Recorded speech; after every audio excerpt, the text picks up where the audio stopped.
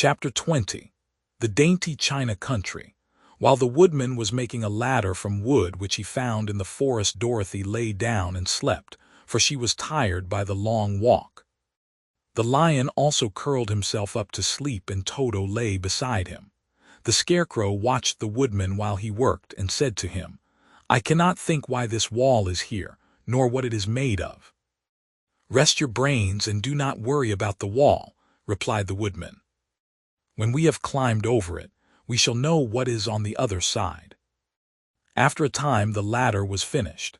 It looked clumsy, but the Tin Woodman was sure it was strong and would answer their purpose.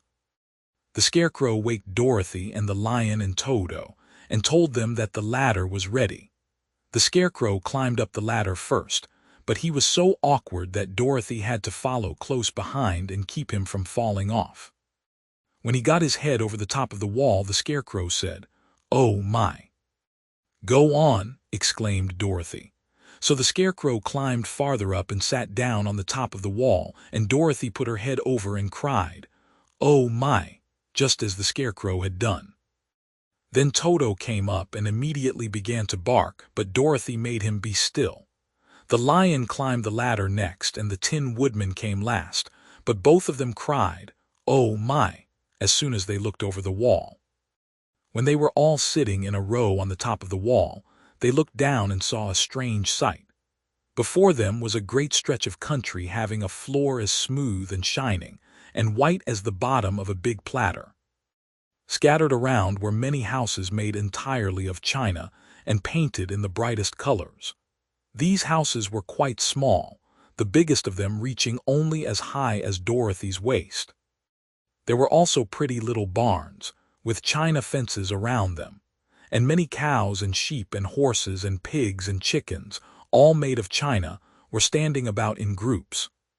But the strangest of all were the people who lived in this queer country. There were milkmaids and shepherdesses, with brightly colored bodices and golden spots all over their gowns, and princesses with most gorgeous frocks of silver and gold and purple, and shepherds dressed in knee breeches with pink and yellow and blue stripes down them, and golden buckles on their shoes, and princes with jeweled crowns upon their heads, wearing ermine robes and satin doublets, and funny clowns in ruffled gowns, with round red spots upon their cheeks and tall, pointed caps. And strangest of all, these people were all made of china, even to their clothes, and were so small that the tallest of them was no higher than Dorothy's knee. No one did so much as look at the travelers at first, except one little purple china dog with an extra-large head, which came to the wall and barked at them in a tiny voice, afterwards running away again. "How shall we get down?" asked Dorothy. They found the ladder so heavy they could not pull it up, so the Scarecrow fell off the wall and the others jumped down upon him so that the hard floor would not hurt their feet. Of course they took pains not to light on his head and get the pins in their feet. When all were safely down, they picked up the Scarecrow, whose body was quite flattened out, and patted his straw into shape again. "We must cross this strange place in order to get to the other side," said Dorothy, "for it would be unwise for us to go any other way except due south." They began walking through the country of the China people, and the first thing they came to was a China milkmaid milking a China cow. As they drew near, the cow suddenly gave a kick and kicked over the stool, the pail, and even the milkmaid herself, and all fell on the china ground with a great clatter. Dorothy was shocked to see that the cow had broken her leg off, and that the pail was lying in several small pieces, while the poor milkmaid had a nick in her left elbow. "There!" cried the milkmaid angrily. "See what you have done! My cow has broken her leg, and I must take her to the mender's shop and have it glued on again. What do you mean by coming here and frightening my cow?" "I'm very sorry," returned Dorothy. "Please forgive us." But the pretty milkmaid was much too vexed to make any answer. She picked up the leg sulkily and led her cow away, the poor animal limping on 3 legs.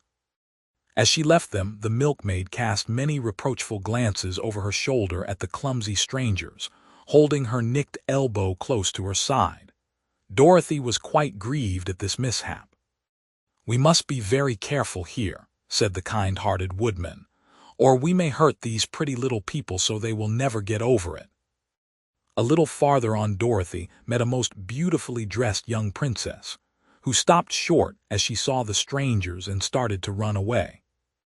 Dorothy wanted to see more of the princess, so she ran after her, but the China girl cried out, "Don't chase me, don't chase me."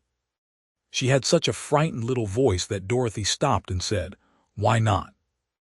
"Because," answered the princess, also stopping, a safe distance away, "if I run I may fall down and break myself." "But could you not be mended?" asked the girl. "Oh, yes, but one is never so pretty after being mended, you know," replied the princess. "I suppose not," said Dorothy. "Now there is Mr. Joker, one of our clowns," continued the China lady, "who is always trying to stand upon his head. He has broken himself so often that he is mended in 100 places, and doesn't look at all pretty. Here he comes now, so you can see for yourself." Indeed, a jolly little clown came walking toward them, and Dorothy could see that in spite of his pretty clothes of red and yellow and green, he was completely covered with cracks, running every which way and showing plainly that he had been mended in many places. The clown put his hands in his pockets, and after puffing out his cheeks and nodding his head at them saucily, he said, "My lady fair, why do you stare at poor old Mr. Joker? You're quite as stiff and prim as if you'd eaten up a poker." "Be quiet, sir," said the princess. "Can't you see these are strangers and should be treated with respect?" "Well, that's respect I expect," declared the clown, and immediately stood upon his head. "Don't mind Mr. Joker," said the princess to Dorothy. "He is considerably cracked in his head, and that makes him foolish."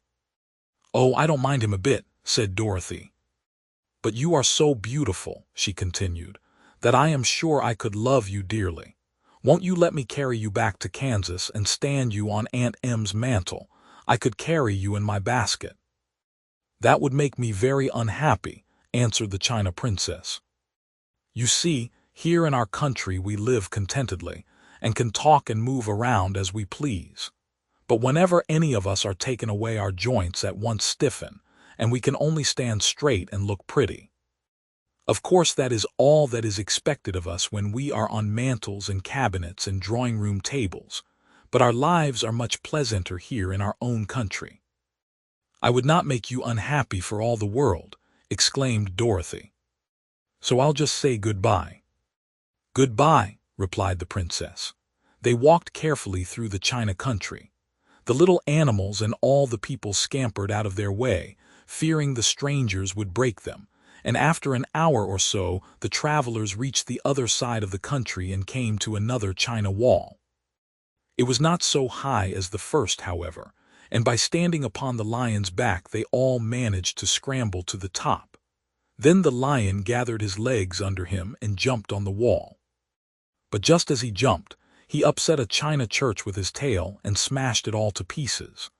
"That was too bad," said Dorothy, "but really I think we were lucky in not doing these little people more harm than breaking a cow's leg and a church. They are all so brittle." "They are, indeed," said the Scarecrow, "and I am thankful I am made of straw and cannot be easily damaged. There are worse things in the world than being a scarecrow."